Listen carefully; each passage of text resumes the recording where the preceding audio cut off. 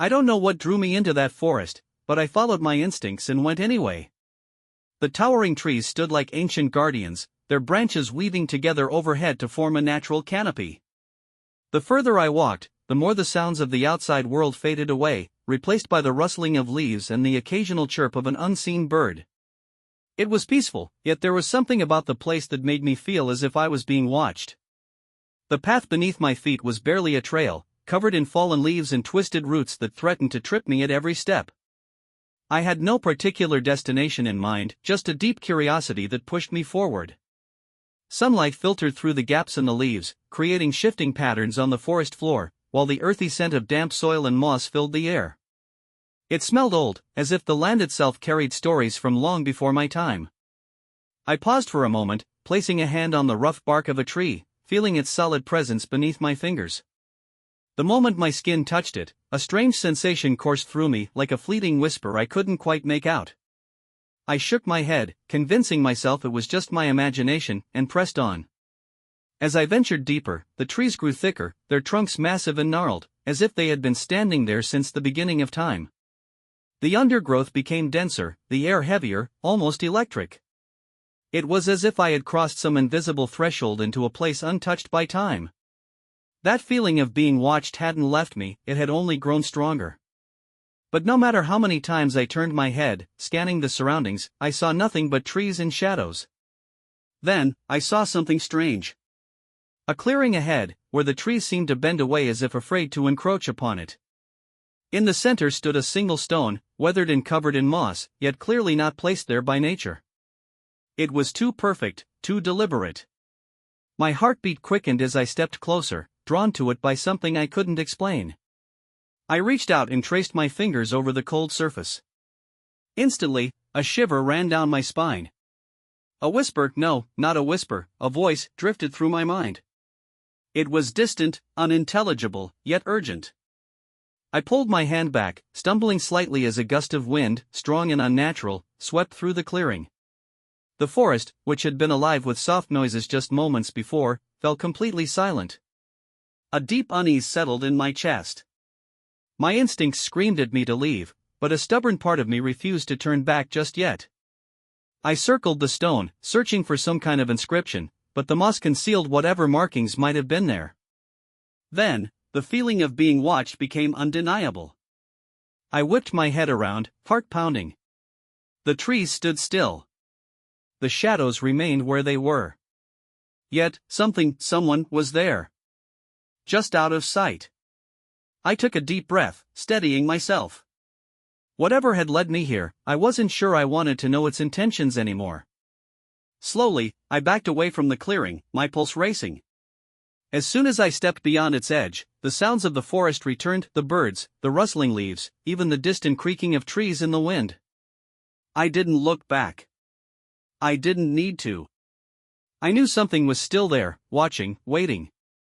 And I knew that if I ever returned, I might not be so lucky the next time.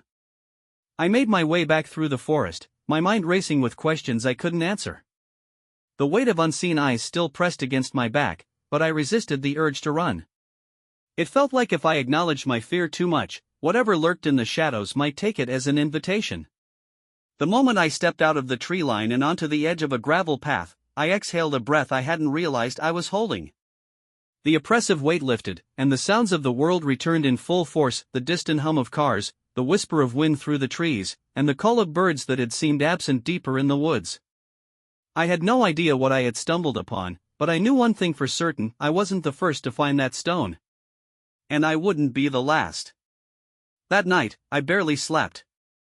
Every time I closed my eyes, I saw that clearing, that moss-covered stone, and felt the whisper of something just beyond my grasp.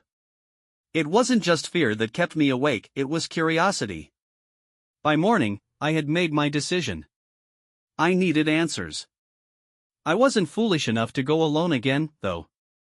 Instead, I called my friend Daniel. We had been close since childhood, and if there was anyone who'd entertain my insane need to return to that strange place, it was him. "Let me get this straight," Daniel said as he leaned against his car, arms crossed. "You went into the woods alone, found a creepy rock, heard voices, and now you want to go back? Are you sure you weren't just sleep-deprived or something?" I groaned. I know how it sounds, but I swear, something was there. I can't explain it, but I need to see it again. And I'd feel better if I wasn't alone. Daniel studied me for a long moment, then sighed. Fine. But if we get murdered by tree demons, I'm haunting you first. We set off just after noon. I led the way, following the same winding path deeper into the woods, though it felt different this time. Less peaceful. More expectant. It didn't take long to reach the clearing. The moment we stepped inside, Daniel swore under his breath. That thing gives me the creeps, he muttered, eyeing the stone. I nodded, stepping closer. The moss still clung to its surface, but something was different. My heart pounded as I brushed the green away, revealing markings beneath. Symbols. Strange, twisting characters that I didn't recognize. What the hell is that? Daniel asked, stepping beside me. Before I could answer, a sound low, almost a murmur, rose around us. The whisper I had heard before returned, but this time, it wasn't alone. Multiple voices intertwined, overlapping, speaking in a language I didn't understand. Then the wind came.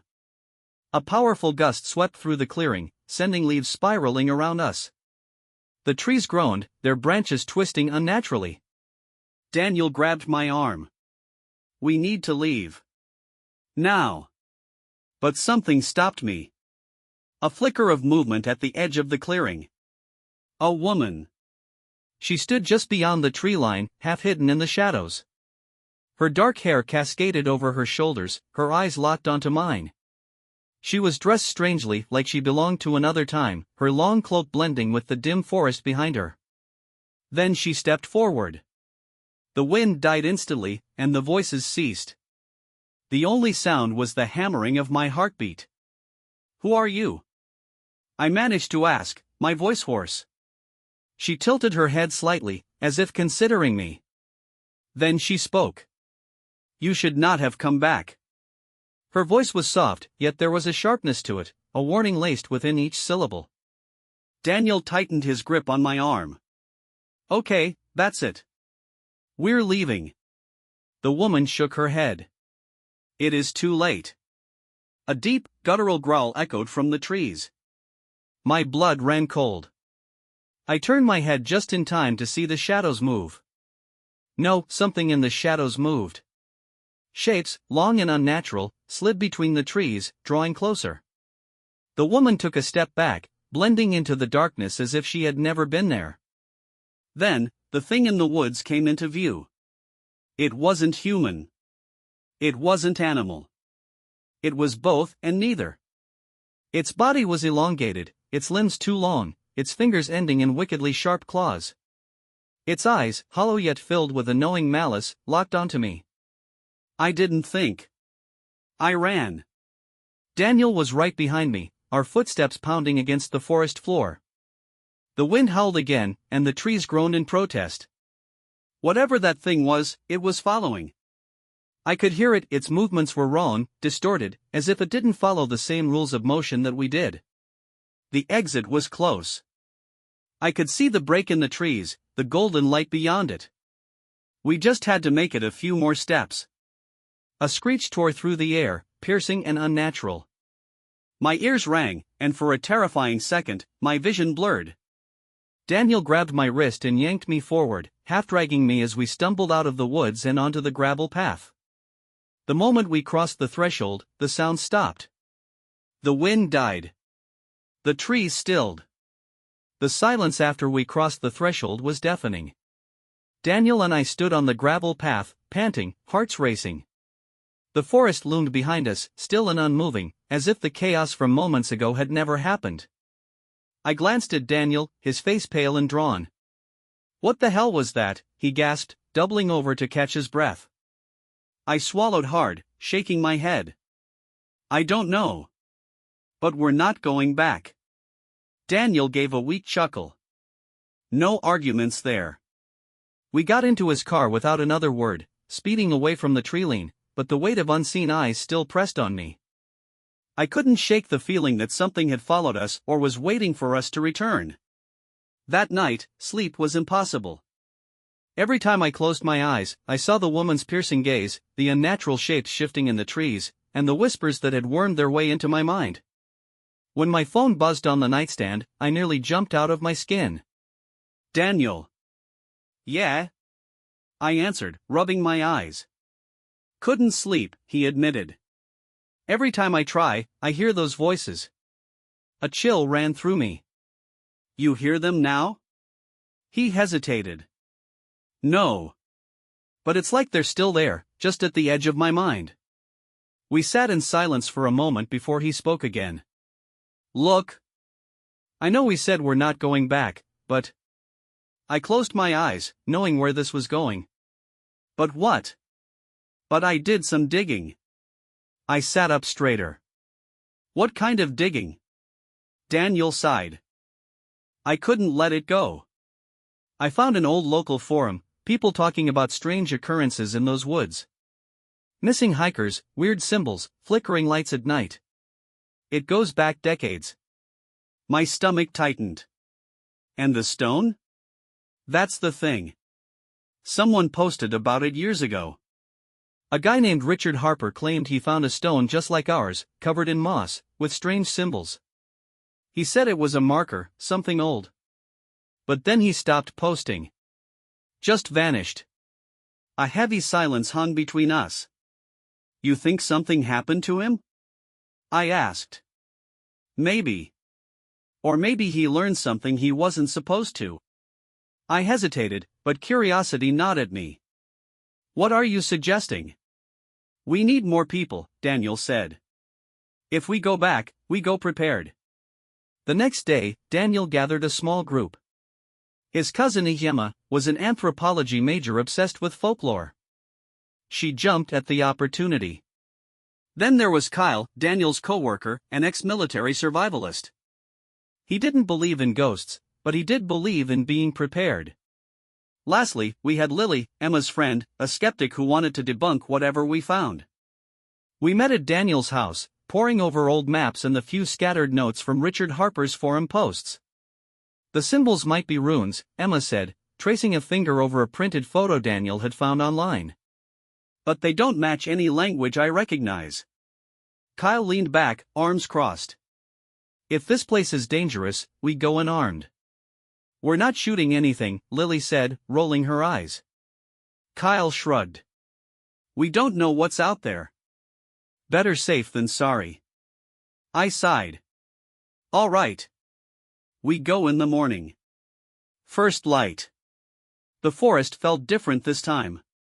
The six of us moved carefully, stepping over roots and pushing aside low-hanging branches.